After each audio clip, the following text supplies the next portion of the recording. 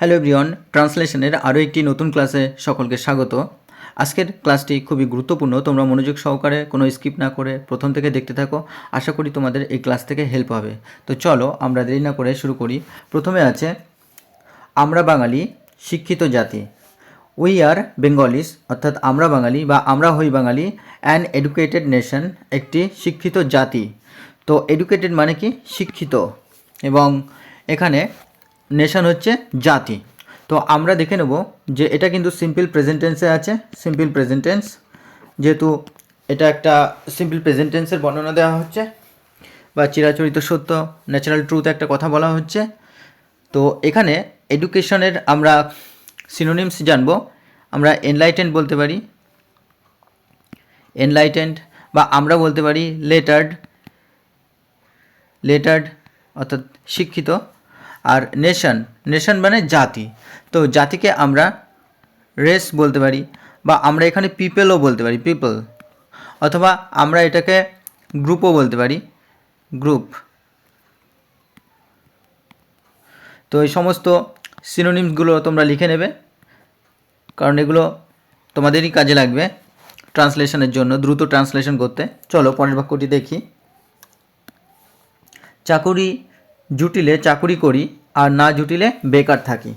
তো এটা কি হবে যে we work when we can find a job. যখন আমরা একটা কাজ পাই তখন আমরা কাজ করি বা চাকুরি পাই। চাকুরি বলতে এখানে কাজকে বোঝানো হয়েছে। অ্যান্ড উই স্টে, এবং আমরা থাকি কি? আনএমপ্লয়েড হোয়েন উই কান্ট, যখন আমরা পাই না বা যখন আমরা কাজ করতে পারি না। কান্ট অর্থাৎ ক্যান নটকে কিন্তু কন্ট্রাক্টেড ফর্মে করা হয়েছে কান্ট। আর আনএমপ্লয়েড, আনএমপ্লয়েডের অর্থ কি? আনএমপ্লয়েডের অর্থ হলো চাকুরি না থাকা বা বেকার থাকা আর কি। তো এখানে আমরা দেখব যে আনএমপ্লয়েড, আনএমপ্লয়েডের কী হবে? আনএমপ্লয়েডের কিন্তু আমরা বলতে পারি যে ইউজলেস, ইউজলেস বা ইনঅ্যাক্টিভ বলতে পারি আমরা। ইনঅ্যাক্টিভ অর্থাৎ অক্রিয় থাকা, সক্রিয় না থাকা। আর এখানে আমরা কি দেখতে পাবো আরেকটা হচ্ছে স্টে। স্টে হচ্ছে থাকা, আমরা কিন্তু এটা রিমেনও বলতে পারি। উই রিমেন, আমরা থাকি। উই স্ট্যান্ড, আমরা থাকি। তো আমরা এই সিনোনিমসগুলো জানতে পারবো। একই রকমভাবে আমরা এখানে দেখতে পাচ্ছি ফাইন্ড। ফাইন্ড মানে কি? খুঁজে পাওয়া। তো আমরা খুঁজে পাওয়া বা পাওয়া বলতে পারি আমরা গেট বলতে পারি, বা হ্যাভ, হ্যাভ মানেও পাওয়া। তো আমরা কিন্তু এই সমস্ত কিছু সব সিনোনিমগুলো আমরা খাতায় লিখে নেবো, আমাদের সুবিধা হবে। আর এখানে হোয়েন কেন ব্যবহার করেছে? যখন, যখন। আর হোয়েন যখন আমরা ব্যবহার করি তখন কিন্তু প্রথম সেন্টেন্সের পরে আমরা কমা দিই, তারপরে দ্বিতীয় সেন্টেন্সটা আমরা শুরু করি। চলো পরের বাক্য আমরা দেখি। কখনো আধ পেটা খাইতে পাই, কখনো বা উপবাসে দিন কাটাই। উপবাস। তো এখানেও আমরা দেখতে পাবো যে সামটাইমস, সামটাইমস বলতে কিন্তু এই কখনো, কখনো বা সময় সময় বা মাঝে মাঝে, তখন কিন্তু আমরা সামটাইমস ব্যবহার করব। তো সামটাইমস উই গেট টু ইট, কখনো আমরা খেতে পাই। গেট টু ইট হচ্ছে খেতে পাওয়া। হাফ এ পাউন্ড অর্থাৎ আধ পেটা, হাফ এ পাউন্ডের অর্থ হলো আধ পেটা। তাহলে আধ পেটার অর্থ কি? হাফ এ পাউন্ড। সামটাইমস এবং কখনো উই স্পেন্ড, স্পেন্ড আমরা দিন কাটাই কি? We spend the day fasting, অর্থাৎ উপবাসে। তাহলে কখনো আমরা উপবাস করি বা উপবাসে আমরা দিন কাটাই। তো এখানে আমরা দেখতে পাবো যে ফাস্টিং, ফাস্টিংয়ের হচ্ছে কি? উপবাসে থাকা, যেটাকে আমরা স্টারভেশনও বলতে পারি। স্টারভেশন, স্টারভেশন দিন কাটানো, অথবা আমরা এটাকে আনফেডও কিন্তু বলতে পারি। আনফেড অর্থাৎ অভুক্ত অবস্থায় বা উপবাসে থেকে আমরা দিন কাটাই। তো আমরা এই সিনোনিমসগুলো লিখে নেব। তো চলো আমরা পরের বাক্যটি দেখি। কিন্তু চিরকাল এমন ছিল না, but it was not like this before for ever. কিন্তু তাহলে ইট ওয়াজ নট, ইট ওয়াজ নটকে আমরা ইজন্ট, ওয়াজন্ট বলতে পারি। But it was not like this, কিন্তু এইরকম ছিল না কি? ফর এভার, চিরকালের জন্য। তো ফর এভারকে আমরা কী কী লিখতে পারি? ফর এভারকে কিন্তু আমরা এভার সিন্সও লিখতে পারি। এভার সিন্স অর্থাৎ চিরকাল বা বরাবর। তো চলো এর পরের বাক্যটি আমরা দেখি। একদিন ছিল যখন আমরা চাকুরি করিতাম না বটে, তবে উপবাসী থাকতে হইতো না। হইতো না বা হতো না, অর্থাৎ এটাকে কিন্তু আমরা কখন আমরা এই হতো না এরকম ব্যবহার করি সেটা আমরা বলছি। হতো না অর্থাৎ এটা কিন্তু আমরা পাস্ট টেন্সে ব্যবহার করছি। কিন্তু চলো আমরা বাক্যটি দেখে নিই। দেয়ার ওয়াজ এ ডে, একটা সময় ছিল, যেহেতু একটা নির্দিষ্ট দিন বোঝাচ্ছে না, এর জন্য আমরা দেয়ার ওয়াজ ব্যবহার করেছি। তাহলে there was a day when we did not have to work, did not have to work, অর্থাৎ আমাদের চাকুরি করতে হইতো না। তাহলে এই যে আমরা এখানে কিন্তু হ্যাভ টু ব্যবহার করেছি। হ্যাভ টু এর ব্যবহার কখন করি? যখন আমাদের করতে হয়, করতে হবে বা করতে হতো। তা এখানে যেহেতু ডিড নট হ্যাভ টু আছে, তো আমাদের করতে হতো এরকম, করতে হতো এরকম বোঝাচ্ছে কিন্তু। তাহলে we did not have to work, আমাদের কাজ করতে হতো না।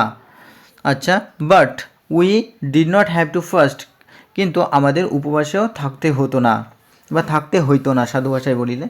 তো এখানে কিন্তু আমরা হ্যাভ টু যখন ব্যবহার করব তখন ভার্বের 1 নম্বর ফর্ম ব্যবহার করব। তো তখন কিন্তু করতে হবে এরকম বোঝাবে, করতে হবে, করতে হবে।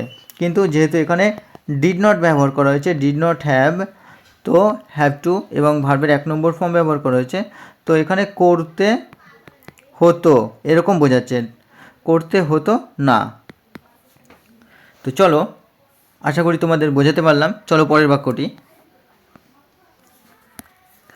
ঘরে ধান ছিল, পুকুরের মাছ ছিল, আর গোয়াল ভরা ছিল গরু।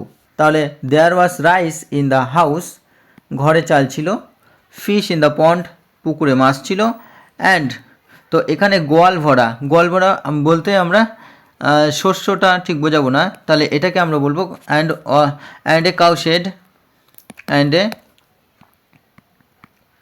কাউ শেড বলবো, গোয়াল ঘর অথবা কাউ হাউসও বলা যায়, কাউ হাউস অথবা বায়ারও বলা যায়, বায়ার, গোয়াল ঘর। তাহলে and a cow shed or cow house or a byre full of cows, এবং গরু ভরা গোয়াল ছিল। আর যদি এটা আমরা শস্যকার ব্যবহার করি বা শস্য ভরা গোলা ভরা শস্য ছিল, তখন কিন্তু আমরা বার্ন বলবো। তো চলো পরের বাক্যটি দেখি।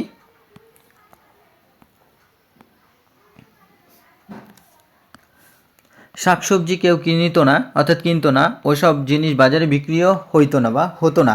তাহলে নো ওয়ান অর্থাৎ কেউই উড বাই ভেজিটেবলস, তো উড অর্থাৎ অতীতকালে কোনো কাজ আমরা যদি অভ্যাসগতভাবে কাজ করি তখন কিন্তু আমরা উড ব্যবহার করি, উড বা ইউজ টু ব্যবহার করি, এবং তখন আমরা ভার্বের 1 নম্বর ফর্ম বসাই।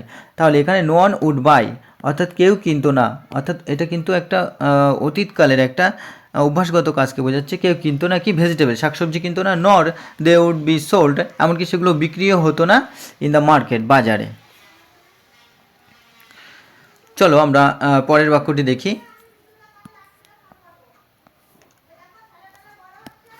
স্বাস্থ্য মোটামুটি ভালোই ছিল, তাহলে হেলথ ওয়াজ ফেয়ারলি গুড, বা আমরা ফেয়ারলিকে আমরা জেনারেলিও বলতে পারি, জেনারেলি স্বাভাবিকভাবে বা ফেয়ারলি মোটামুটিভাবে, তাহলে হেলথ ওয়াজ ফেয়ারলি গুড, অর্থাৎ স্বাস্থ্য মোটামুটি ভালোই ছিল। চলো পরের বাক্যটি দেখি। তো বন্ধুরা, এই পর্যন্ত এটা ছিল আজকের গুরুত্বপূর্ণ ট্রান্সলেশনের ক্লাস। আশা করি তোমাদের ক্লাস ভালো লেগেছে। যারা প্রথম চ্যানেলে তারা অবশ্যই সাবস্ক্রাইব করে পাশে থাকা বেল আইকন প্রেস করে রেখো, এবং যারা নিয়মিত চ্যানেলটি ফলো করো এবং যারা ক্লাস করো সমস্ত স্টুডেন্টদের বলবো তোমরা বেশি বেশি করে লাইক কমেন্ট শেয়ার করতে থাকো, যাতে বেশি বেশি করে তোমাদের জন্য আরও ক্লাস নিয়ে আসতে পারি এবং তোমাদের এক্সামে হেল্প হয়। তো ধন্যবাদ পাশে থাকার জন্য।